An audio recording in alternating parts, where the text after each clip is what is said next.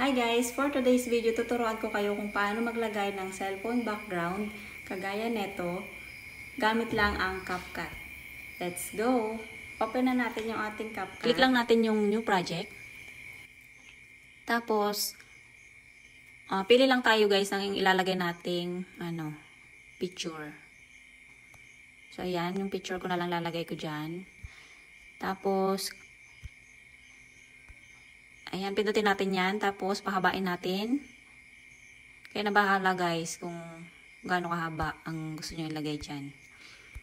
And then, hanapin natin yung background.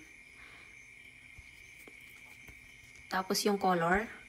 Ito guys, kaya napipili kung anong color ang gusto nyong ilagay. So, sa akin green. So, click natin ang green. Tapos, yung check.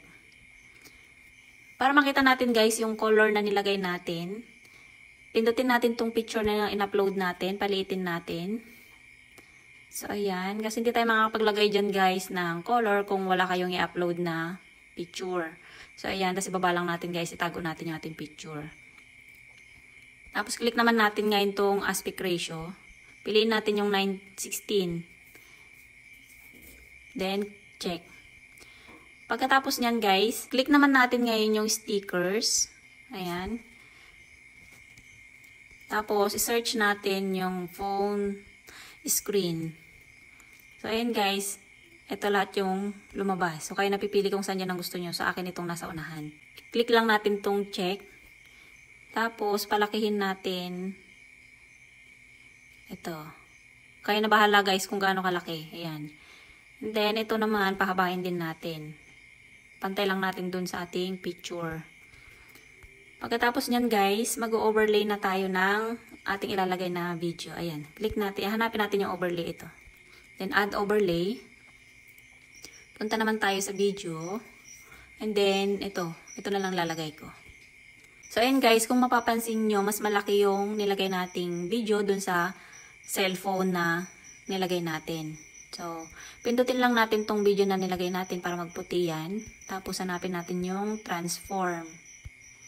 Ayan. Then, click natin yung resize. Piliin natin yung 5:8. Then, check. So, ayan guys. Kung makikita nyo, mas malaki pa rin yung ating video. So, paliitin natin. Tansyahin nyo na lang guys. Kailangan yung sakto lang sa screen. So, ayan. Dahil maiksi lang yung ating video, putulin din natin to. So, click natin yung ating picture, then split. Tapos, delete. Tapos, punta tayo sa stickers para lumabas yung ating nilagay na cellphone sticker. So, split din. Then, delete. Tapos, yung ating CapCut logo, tanggalin din natin. Yung watermarks, i-delete din natin yan. So, ayun guys, try nating i-play. O, diba? Ang galing. O, diba?